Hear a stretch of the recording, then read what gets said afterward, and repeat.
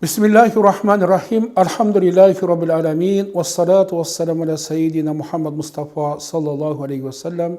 Assalamu aleykum құрметті қадірлі жамағат. Аллаху Субхану ва Таала осы 30 күн тұтқан оразамызды Аллах Таала қабыл қылсын. Таравихтарымызды, тасбихтарымызды қабыл қылсын. Міне құрметті жамағат, үлкен сүйіншімен сіздермен міне бөліскелі, жеткізгелі отырмыз. Міне Құдайға шүкір. Қазақстан мұсылмандар діни басқармасында міне мәлімдеме шықты.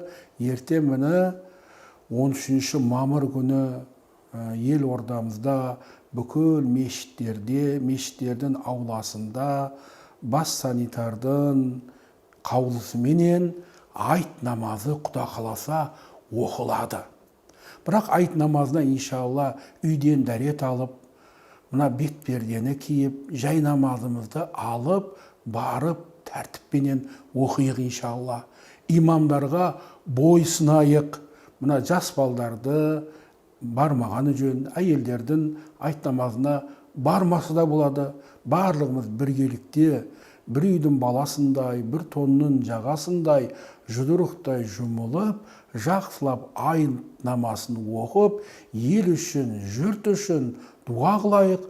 Аллаху Субхану ва Таала бізді Рамазаннан Рамазанға, айттан айтқа аман есен жеткізе берсін. Ассаламу алейкум ва рахматуллахи ва баракатух.